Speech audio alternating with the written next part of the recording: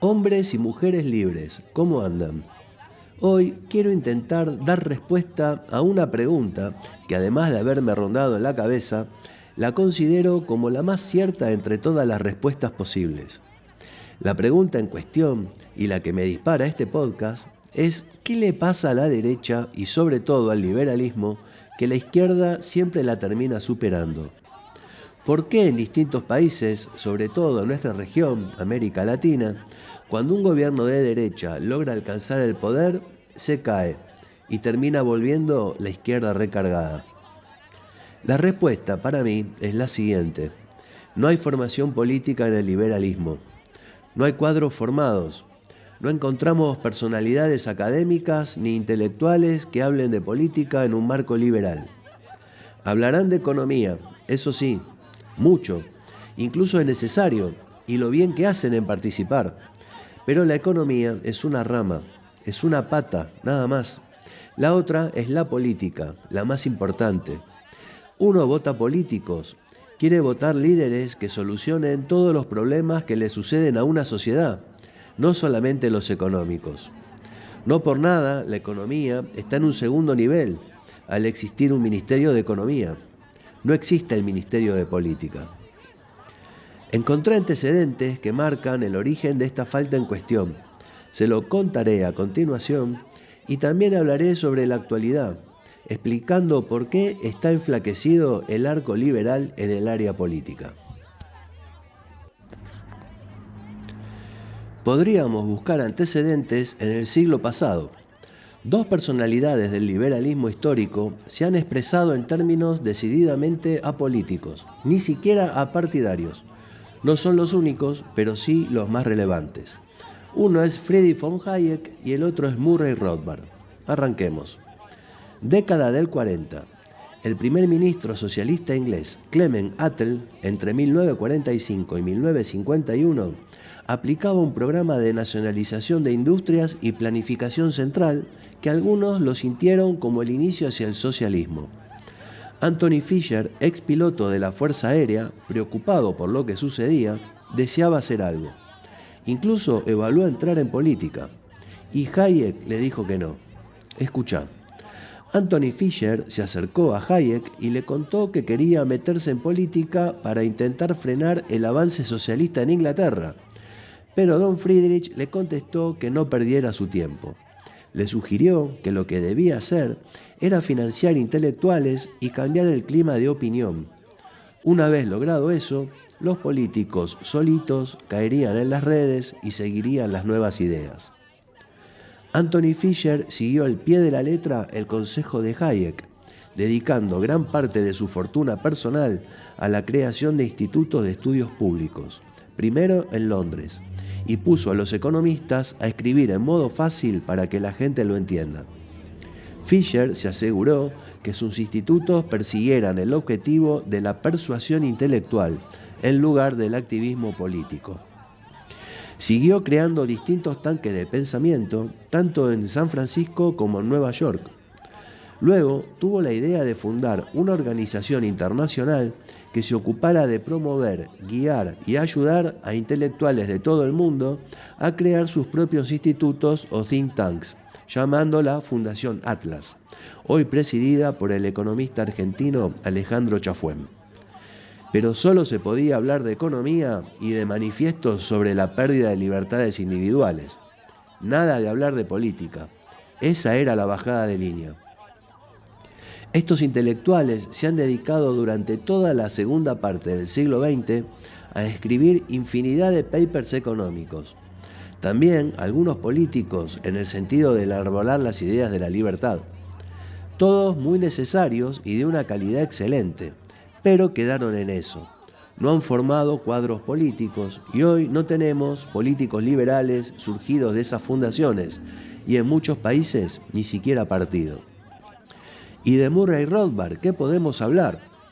Fue uno de los fundadores, en 1971, del Partido Libertario Estadounidense, partido en el que participó activamente durante los 70 y los 80, siendo un claro opositor al gobierno de Ronald Reagan y al apoyo de algunos libertarios a su gobierno, lo cual consideró inadecuado para el proyecto libertario. Siempre dijo que los impuestos eran un robo, tanto los impuestos justos como los llamados injustos o excesivos, y fue uno de los principales teóricos del anarcocapitalismo. Le dio una vuelta de tuerca al liberalismo, diciendo que el sistema del libre mercado no solo debía darse en el comercio, sino también en la seguridad y la justicia, entablando contratos y seguros con policías privadas, por ejemplo, y también creando tribunales privados de justicia. Nada más alejado del político tradicional, de la política misma. Claro, cuando llega el momento de que los liberales quieren llegar al poder, no saben cómo hacerlo. Se han convertido en economistas profesionales, dando unos diagnósticos perfectos sobre los problemas acuciantes de la sociedad. Pero, ¿cómo hacemos para gobernar? La Carta Magna, redactada en 1215, considerada casi como el inicio del liberalismo clásico, no se hizo para pedirle al monarca que no controle los precios, que no haya empresas públicas, que su reinado no dirija la salud y la educación. No, la Carta Magna trata sobre la defensa de los derechos de las personas contra los abusos de la seguridad y la justicia, contra los atropellos jurídicos que genera el abuso del poder, ya sea en la forma tiránica antigua de monarquía absoluta, como en la forma moderna de gobierno estatista, una vez aparecido el socialismo y sus ideas en el mundo. Las constituciones, hombres y mujeres libres, están creadas para frenar el atropello que el Estado, o sea, el poder, quiere ejercer sobre el ciudadano, y sus reglas inalterables lo defienden. Y resulta que ahora los liberales modernos se dedican más a la economía que a pelear por la defensa de las libertades y atropellos del poder, ejercidos por los gobiernos estatistas. Tamaño problema tenemos, ¿no te parece?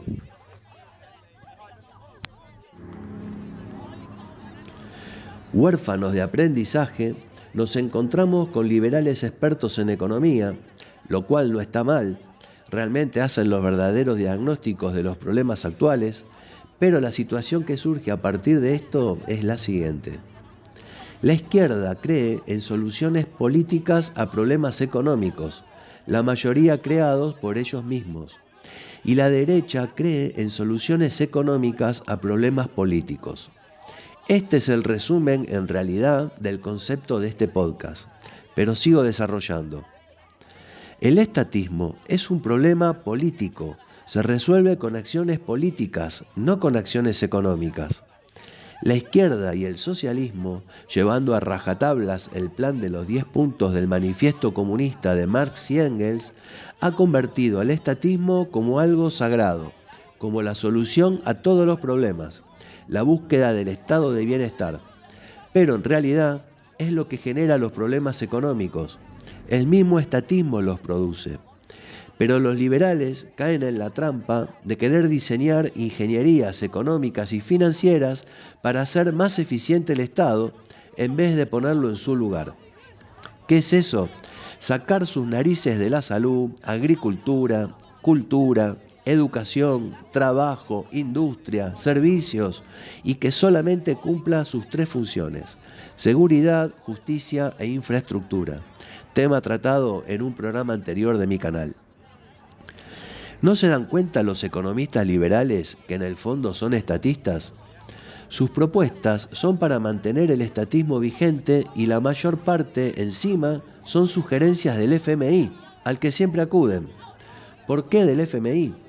Porque este organismo te otorga el préstamo si realizás políticas públicas, muy emparentadas actualmente con el globalismo. Los economistas liberales no quieren ver que el estatismo es un problema político, no económico. La derecha nos pone en la alternativa cada vez que hay elecciones. Dicen que son ellos o nosotros. Representa el anticomunismo bobo, puro meme, el pretexto para que los votemos. Termina siendo una falacia de falsa disyuntiva porque la derecha no plantea en definitiva las 3 políticas públicas que son privatizar, desregular y abrir mercados a la competencia. Te cuento gobiernos de derecha de este siglo en la región que fracasaron por no hacer las reformas estructurales. Macri, Piñera, Uribe, Santos, Duque, Bolsonaro no cambiaron el sistema. le dan continuidad al estatismo, que no son ni más ni menos que las políticas socialistas. Estos gobiernos solo han conseguido hacer volver a la izquierda recargada. Por razón de un principio ontológico, las soluciones pertenecen a las mismas categorías que los problemas. Hay soluciones médicas para problemas médicos. Si se te descompone la batería del auto, vas a un electricista, no vas a un mecánico. El dinero puede comprar las soluciones, pero no es la solución. El estatismo es un problema político, de filosofía política, ya que siempre terminamos haciéndonos la pregunta ¿para qué está el Estado y para qué pagamos impuestos? No es un problema económico. El estatismo se combate con política, no con economía. Durante estos últimos 20 años, los tanques de pensamiento fueron secuestrados por economistas y hoy no tenemos políticos. Los problemas económicos generados por el estatismo son de segundo orden. Lo principal es la escasez. Inflación, desempleo, insuficiencia de bienes y servicios económicos, empresas que cierran, sobre todo las chicas y medianas. Y ese problema económico, la escasez, se resuelve con acciones económicas. El estatismo es una medida política que genera problemas económicos y esta medida política se resuelve con acciones políticas. El estatismo no solo es intervención, sino ineficiencia. Los economistas liberales se concentraron en los daños que el Estado genera en las cosas por su intervencionismo, pero la reacción no es que no tendría que existir el Estado, sino en ponerlo en su lugar y que se ocupe en las áreas por las cuales fue creado. Esas son seguridad, justicia e infraestructura. Encima, por ejemplo, los políticos liberales dejan que las instituciones que abogan por la defensa de los derechos del individuo sean manejadas por la izquierda. Los liberales no la miran ni de lejos, y lo mal que hacen, ya que muchas veces la izquierda desde ahí toma impulso para poder tomar protagonismo, y con la cultura lo mismo. Y si los liberales llegaran al poder en algún momento, dejan las áreas de seguridad militar, por ejemplo, a los nacionalistas. Entonces digo yo, ¿solo se preocupan en cuestiones económicas? En mi país, los economistas, mientras el estatismo siga, siempre van a fallar. Pasó con gobiernos militares, con peronistas como Menem, con radicales como De la Rúa, con Macri ni hablar.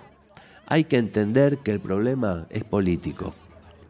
Me gustaría conocer debajo en la caja de comentarios de este video qué opinión tenés al respecto y si hoy hay realmente un cambio de paradigma o terminaremos diciendo otra vez sopa. Dale like si fue de tu agrado y compartilo, ya que estas charlas son artículos de divulgación política. Suscríbete a mi canal y gracias también por las donaciones. Ayudan a reequiparme y a dedicarle más tiempo a la lectura. Hombres y mujeres libres, es un verdadero placer hacer este programa.